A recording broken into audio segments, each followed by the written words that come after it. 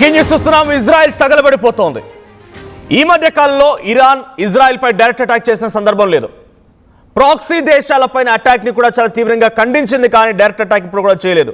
కానీ నిన్న రాత్రి నుంచి ఇజ్రాయెల్ పైన భయంకరమైనటువంటి మిసైల్స్ తో ఇరాన్ అటాక్ మనం చూస్తూ ఉన్నాం. ఒకసారి శబ్దాలు చూద్దాం. అక్కడ ఎటువంటి సిచ్యువేషన్ ఉంది, Israel northern part of Israel లో ఎటువంటి భయంకరమైనటువంటి పరిస్థితి ఉంది. లెబనాన్ కి సమీపంగా ఉన్నటువంటి ఆ ఉత్తర భాగాన ఉన్నటువంటి ఇజ్రాయెల్ ప్రాంతాన్ని మొత్తం కూడా ఇరాన్ తన మిసైళ్ల వర్షాన్ని కురిపిస్తోంది.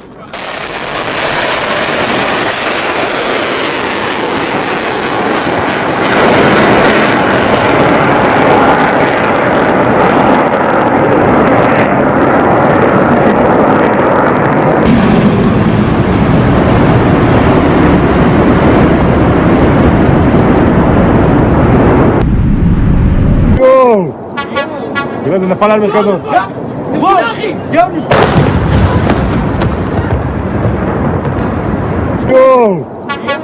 لازم الصواريخ الإيرانية.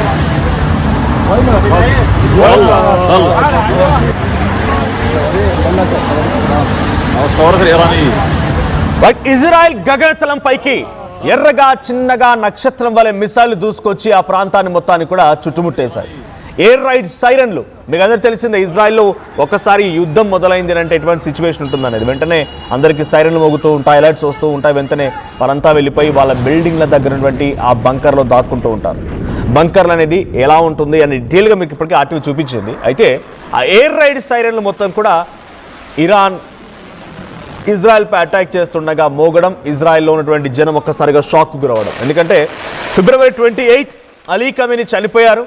అలీ ఖమేనీ అమెరికా అంతమొందించింది. ఆ తర్వాత నుంచి ఇప్పటి వరకు గల్ఫ్ కంట్రీస్ పైన అటాక్కి పరిమితమైనటువంటి ఇరాన్ మళ్ళీ చాలా రోజుల తర్వాత ఇజ్రాయెల్పై అటాక్ చేసింది. జూన్ 2025 ఏడాది క్రితం మనం చూసాం ఇరాన్ ఇజ్రాయెల్ వార్ ఏ స్థాయిలో జరిగిందని. ఏడాది క్రితం వరకు అయితే రెండు దేశాలు డైరెక్ట్గా ఒకరినొకరిపై దాడి చేసుకున్న, ఇరాన్పై ఇజ్రాయెల్, ఇజ్రాయెల్పై ఇరాన్. ఈ దాడి కొనసాగింది. కానీ ఇప్పుడు ఈ మధ్యలో ఫిబ్రవరి 28న అలీ ఖమేనీ చనిపోయినప్పటి నుంచి ఏ ఒక్క మిసైల్ ఇజ్రాయెల్ వైపు నుంచి కానీ ఏ ఒక్క మిసైల్ ఇరాన్ వైపు నుంచి కానీ వదిలినటువంటి దాఖలాలు లేవు. అటు ఇజ్రాయెల్ కూడా అమెరికా ఏరి చెప్తే అదే. ఈ వార్ మొత్తంలో ఇజ్రాయెల్ కంటే కూడా అమెరికాని కీలకమైపోయి అమెరికాని ఇరాన్పై అటాక్ చేస్తున్న తన సిచ్యువేషన్ కనబడుతోంది. అయితే నిన్న రాత్రి నార్త్ ఇజ్రాయెల్ పైన 20 మిసైళ్లతో మెరుపు దాడి చేసింది ఇరాన్. 20 మిసైల్ని గాల్లోనే పేల్చేశామంటోంది ఇజ్రాయెల్. అయితే తమ మిసైల్స్ని ఇజ్రాయెల్ ధ్వంసం చేశాయంటూ వీడియోలు రిలీజ్ చేసింది ఇరాన్ మిలిటరీ అధికారులు. ఇక ఇరాన్ దాడుల పైన ట్రంప్కి నెతన్యాహు కూడా ఫోన్లో సంప్రదించారు. సో ప్రతీకార దాడులు వద్దంటూ నెతన్యాహుకి ట్రంప్ ఆదేశాలు జారీ చేశారు. సో అంటే ఆల్రెడీ దాడి జరిగింది కదా, నువ్వు ప్రతీకార దాడి చేయకనట్టుగా ట్రంప్ నెతన్యాహుకి వద్దని చెప్పారంట. Hold on, don't retaliate, hold on. ఇది డొనాల్డ్ ట్రంప్ నుంచి నెతన్యాహుకు వచ్చినటువంటి ఫోన్ కాల్. ట్రంప్ ఆదేశాలను కూడా లెక్క చేయకుండా నెతన్యాహు టెహరాన్పై మిసైళ్ల వర్షం కురిపించాడు. సో ఇప్పుడు ఏప్రిల్ 8న జరిగినటువంటి తాత్కాలిక కాల్పుల విరమణ ఒప్పందం తర్వాత మొదటిసారి ఇజ్రాయెల్పై ఇరాన్ దాడి చేసింది. లెబనాన్పై దాడిని వ్యతిరేకిస్తూ ఇజ్రాయెల్పై ఇరాన్ భీకర అటాక్ చేసింది. ఇరాన్పై ఇజ్రాయెల్ ప్రతీకార దాడులతో తీవ్ర ఉద్రిక్తత పరిస్థితులు నెలకొన్నాయి. ఇప్పుడు ఇరాన్పై కూడా ఇజ్రాయెల్ అటాక్ చేస్తోంది. టెహరాన్ ప్రాంతాన్ని చుట్టుముడుతోంది Israel missile. Israel drones and missiles Tehran నగరాన్ని మొత్తాన్ని కూడా అతలాకుతలం చేస్తూ ఉన్నాయి. ఏప్రిల్ 8న కొంత సీజ్ ఫైర్ అంటూ మాట్లాడుకొచ్చారు. అదేంటి, Donald Trump, Israel and Iran. So Israel ఎక్కడ కూడా డైరెక్ట్గా నేను ఆపేస్తానని కానీ నేను మొదలు పెట్టాను కానీ చెప్పలేదు. అమెరికా ఏది చెప్తే అదే. అమెరికా ఓకే అంటే ఓకే, అమెరికా లేదంటే లేదు, అంతే. అంతవరకు మాత్రమే మాట్లాడుకొచ్చింది ఇజ్రాయెల్. కానీ ఇప్పుడు ఎందుకు అటాక్ జరిగింది మరి? ఎందుకు ఉన్న ఫలంగా ఇజ్రాయెల్పై అమెరికా ఇంతటి స్థాయిలో అటాక్ చేయాల్సి వచ్చిందనంటే ప్రాక్సీ దేశాలు, ఉదాహరణకి ఇరాన్కి సపోర్ట్గా ఉన్నటువంటి దేశాల్లో లెబనాన్, సిరియా, యెమెన్స్ ఇవన్నీ కూడా ఉన్నాయి. అటువైపు నుంచి పలిస్తీనా వేర్పాటు వాదం ఇది కూడా ఉంది. వీళ్ళంతా హమాస్, హెజ్బొల్ లాంటి వ్యవస్థలు కూడా ఇరాన్కి మద్దతుగా ఉంటూ ఉన్నాయి. సో ఇప్పుడు నిన్న 2 రోజుల క్రితం అప్పటి నుంచి ఇజ్రాయెల్ లెబనాన్ పైన వైమానిక దాడులకు దిగింది, ఎయిర్ స్ట్రైక్స్కి దిగింది. దీంట్లో 11 మంది చనిపోయారు. చాలా భయంకరమైనటువంటి విధ్వంసకర పరిస్థితులు లెబనాన్లో నెలకొన్నాయి. 7th నుంచి మొదలుకుంటే 7th ఉదయం నుంచి మొదలుకుంటే రాత్రి ఈరోజు తెల్లవారుజాము వరకు కూడా లెబనాన్ పైన ఇజ్రాయెల్ వైమానిక దాడులతో భయంకరమైనటువంటి దాడులకు పాల్పడింది. ఇప్పటివరకు అఫీషియల్ రికార్డ్స్ ప్రకారంగా లెబనాన్ గవర్నమెంట్ అనౌన్స్ చేసినటువంటి రీతి చూస్తే 11 డెత్స్ ఉన్నాయి అండ్ మల్టిపుల్ ఇన్సిడెంట్స్లో వాళ్ళందరూ కూడా గాయాలపడ్డవారు ఉన్నారు. సో దీనికి ప్రతీకార దాడి ఇరాన్ ఏం చెప్తోంది? సెల్ఫ్ డిఫెన్స్ అంటోంది. లెబనాన్పై అటాక్ చేశారు, అక్కడ హెజ్బొల్లా వ్యవస్థలపై అటాక్ చేశారు, కాబట్టి మేము సెల్ఫ్ డిఫెన్స్లో భాగంగానే ఇజ్రాయెల్పై అటాక్ చేస్తున్నాం. అక్కడ అటాక్ చేసిన వాళ్ళు ఏ క్షణమైనా మళ్ళీ మా దాకా వస్తారు, మాకు తెలుసు. మా ప్రాక్సీ దేశాలపై అటాక్ చేయొద్దని మేము చాలా క్లియర్గా మా కండిషన్లో పేర్కొన్నాం. ప్రాక్సీ దేశాలపై అటాక్ చేస్తే మేము ఊరుకోమని రకంగా చాలా స్పష్టంగా తెలియజేశాం. కానీ మళ్ళీ మీరు ప్రాక్సీ దేశాలపైన వరుసగా లెబనాన్ పైన, సిరియాల పైన, యెమెన్స్ పైన అటాక్ చేస్తూ ఉంటే చూస్తూ ఊరుకోలేమనేది ఇరాన్ చెప్తున్నమాట. మొన్న అమెరికా ఏం చేసింది? బందర్ అబ్బాస్ పోర్ట్పై అటాక్ చేసింది, సీ మైన్స్ పెడుతున్నప్పుడు నౌకలను అటాక్ చేసింది, సీ మైన్స్ని గమనించి గుర్తించి వాటిని పేల్చే ప్రయత్నం చేసింది. సో కొంత సౌతర్న్ ఇరాన్లో కూడా అటాక్ చేసే ప్రయత్నం అమెరికా చేసింది. కారణం ఏంటి అని అంటే సెల్ఫ్ డిఫెన్స్. మాపై అటాక్ చేస్తారు అన్నటువంటి భయంతోనే మేము సెల్ఫ్ డిఫెన్స్ చేస్తాము, ఇది అమెరికా చెప్తున్నమాట. ఇప్పుడు యాజ్ ఈజ్ ఇరాన్ అదే చెప్తోంది, self defence, tit for tat. Self డిఫెన్స్లో భాగంగానే ఇజ్రాయెల్పై అటాక్ చేశాము. ఇరాన్ అటాక్ చేసినంత మాత్రం ఇజ్రాయెల్ ఏం సైలెంట్గా ఉండిపోలేదు. ఇజ్రాయెల్ టెక్నాలజీ పరంగా, దేశం పరంగా, పాపులేషన్ పరంగా చిన్న దేశం అయినా టెక్నాలజీ పరంగా ఇరాన్ని తలదనేటువంటి దేశం ఇజ్రాయెల్. సో ఇప్పుడు నెతన్యాహుకి ట్రంప్ కూడా కాల్ చేశారు, నీ దగ్గర మిసైల్ వచ్చాయి కదా, నువ్వు వాటిని గగనతలంలో పేల్చేసావు, నీ దగ్గర మరణాలు ఏం లేవు, సరే ఉంటే ఉండొచ్చు ఇన్ఫ్రాస్ట్రక్చర్ డ్యామేజ్ అనేది, బిల్డింగ్సో లేకుంటే ఇతరత్ర కొన్ని సముదాయాలు కుప్పకూలి ఉండొచ్చు, కొన్ని 20కి పైగా మిసైల్ వచ్చి దాడి చేశాయి కాబట్టి నార్థన్ పార్ట్ ఆఫ్ ఇజ్రాయెల్లో అక్కడ జరిగిన దాడికి సంబంధించి తర్వాత ఆలోచిద్దాం, కానీ ఇప్పుడు మాత్రం నువ్వు రిటిలియేట్ చేయకు, నువ్వు కౌంటర్ అటాక్ ఇవ్వకు అని డొనాల్డ్ ట్రంప్ అటు నెతన్యాహుని హెచ్చరించారట. కానీ నెతన్యాహు ఏం పట్టించుకోలేదు. నేను నాపై అటాక్ జరిగితే డెఫినెట్గా తిప్పికొట్టాల్సిందే, లేదంటే నా దేశ ప్రజల నుంచి నాకు ఇబ్బంది ఎదురవుతుంది, నువ్వు ఇష్టం వచ్చినట్టుగా అటాక్ చేయమన్నప్పుడు అలా చేయాలి, వద్దన్నప్పుడు ఆగే ప్రసక్తి లేదన్నట్టుగా నెతన్యాహు డొనాల్డ్ ట్రంప్ యొక్క మాటల్ని కూడా పక్కన పెట్టేసి ఆయన ఇరాన్పై అటాక్ చేయడం మొదలుపెట్టాడు. టెహరాన్ నగరాన్ని ఇప్పుడు మిసైళ్ల వర్షం మోతమోగుతోంది. మిసైల్ భారీ శబ్దాలు టెహరాన్ నగరాన్ని ఇప్పుడు వణికిస్తున్నట్టు తెలుస్తుంది. ఒకసారి మళ్ళీ ఇరాన్పై Israel attack and Israel counter attack ఒకసారి విజువల్ చూద్దాం.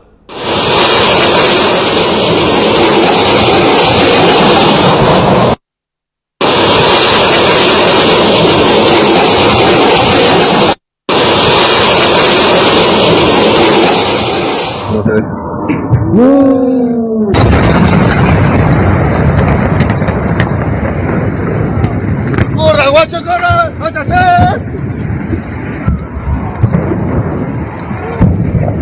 ¡Corre, guacho, dale! ¡La casa, la casa! ¡Bajo techo, corre!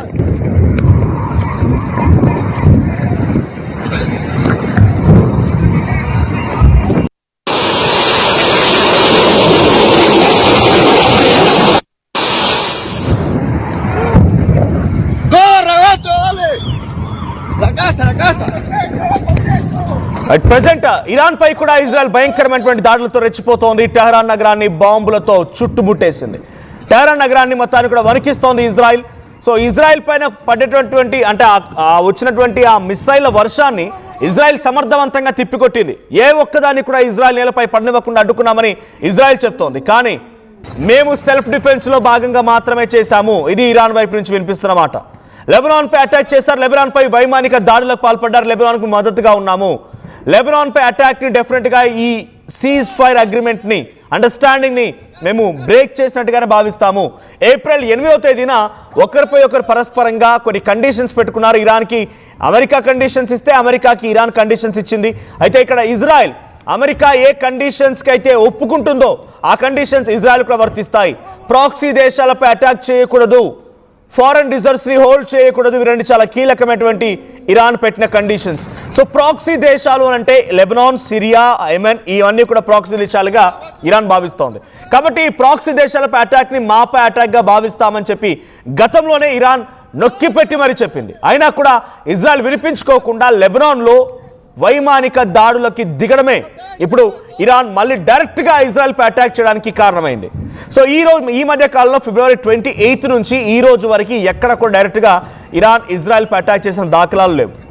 Iran ఎప్పుడు కూడా ఇజ్రాయెల్పై అటాక్ చేయలేదు. డ్యూరింగ్ 2025 జూన్ ఆ నెలలో ఒక ఏడాది క్రితం ఈ దాడులు జరిగాయి, కానీ ఈ మధ్య కాలంలో ఎక్కడ కూడా ఈ డైరెక్ట్ అటాక్ అనేది లేదు. మరి ఇప్పుడు ఎందుకు డైరెక్ట్ అటాక్ చేయాల్సి వచ్చిందంటే కేవలం సెల్ఫ్ డిఫెన్సే ఇది ఇరాన్ చెప్తున్నమాట. ఇరాన్పై కూడా ఇజ్రాయెల్ భయంకరమైనటువంటి దాడులతో టెహరాన్ నగరాన్ని చుట్టుముట్టేసింది. టెహరాన్ నగరం మొత్తం కూడా ఇప్పుడు మిసైల్ వర్షం ఎదుర్కొంటోంది. భారీ శబ్దాలతో టెహరాన్ ప్రజలు ఇరాన్ దేశస్తులు మొత్తం కూడా అల్లకల్లం అయిపోతూ ఉన్నారు. సో టిట్ ఫర్ టాట్ అని చెప్పాలి. అమెరికా మొన్న బందర్ అబ్బాస్ పోర్ట్ పై near by strait of Hormuz ఉన్నటువంటి ఆ బందర్ అబ్బాస్ పోర్ట్ పైన కొన్ని సమీపమైనటువంటి సీమైన్స్ ఏర్పాటు చేసిన నౌకల పైన అటాక్ చేసి ఐఆర్జీసీ కమాండెంట్స్ ఆ బేస్ని కుప్పగూల్చే ప్రయత్నం అమెరికా చేసింది. ఎందుకు ఈ అటాక్ చేశారు? నో, అటువైపు నుంచి ఎటువంటి రిటిలియేషన్ లేదు, యుద్ధం జరగడం లేదు కదా అని అమెరికా అడిగినప్పుడు ఇట్స్ సెల్ఫ్ డిఫెన్స్లో భాగంగానే మేము అటాక్ చేస్తామని అమెరికా చెప్పుకొచ్చింది. ఇప్పుడు ఇరాన్ చెప్తోంది కదా ఇట్స్ సెల్ఫ్ డిఫెన్స్. లెబనాన్పై అటాక్ జరుగుతుంది కాబట్టి రేపటి రోజున మాపై కూడా అటాక్ జరిగే అవకాశం ఉందనే నేపథ్యంలోనే మేము కూడా సెల్ఫ్ డిఫెన్స్ చేస్తూ ఇజ్రాయెల్పై అటాక్ చేస్తామని ఇరాన్ చెప్తున్నమాట. ఏదేం జరిగినా ఇజ్రాయెల్ పైన 20 మిసైళ్లు కొన్ని గంటల వ్యవధిలోనే రాత్రంతా మిసైల్ వర్షం కురిసింది. అక్కడి నార్థన్ పార్ట్ ఆఫ్ ఇజ్రాయెల్లో ఉత్తర భాగమైనటువంటి ఇజ్రాయెల్, అది లెబనాన్కి బార్డర్ షేరింగ్ ప్రాంతం. సో నార్థన్ పార్ట్ ఆఫ్ ఇజ్రాయెల్లో భయంకరమైనటువంటి ఈ మిసైల్ కురవడంతో పబ్లిక్ అంతా ఒక్కసారిగా అలర్ట్ అయ్యారు. టెల్ అవీవ్ ప్రాంతం మొత్తం కూడా ఇప్పుడు ఆ చుట్టూనటువంటి కొన్ని కీలకమైన ఇన్ఫ్రాస్ట్రక్చర్ కూడా దెబ్బతిన్నట్టు తెలుస్తోంది.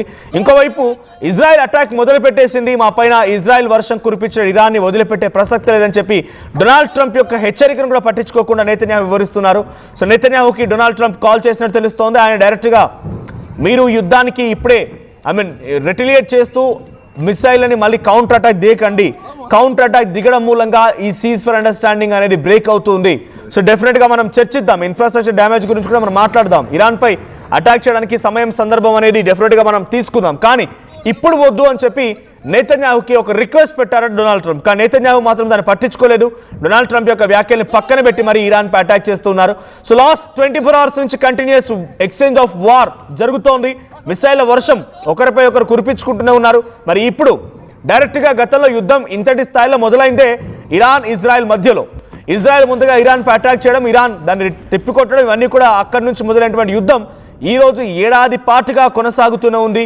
ఇంకా ఈ భయంకరమైన యుద్ధం కొనసాగే అవకాశం కూడా ఉంది.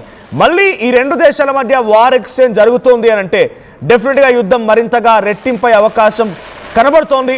సో ఒక్కరోజు రాత్రి అక్కడ యుద్ధం ఆ రకంగా మిసైల్ ఎక్స్చేంజ్ జరిగిందో లేదో అంతలోనే $3 మేర క్రూడ్ ఆయిల్ ధర పెరిగిపోయింది. సో అమాంతంగా $100 వరకు చేరుకుంది క్రూడ్ ఆయిల్ ధర. సో ఇది ఇంకా అమాంతంగా పెరిగే అవకాశం ఉంది. అక్కడ విమానాలు రద్దవుతున్నాయి, చాలామంది ప్రయాణికులు ఇబ్బందులు పడుతున్నారు.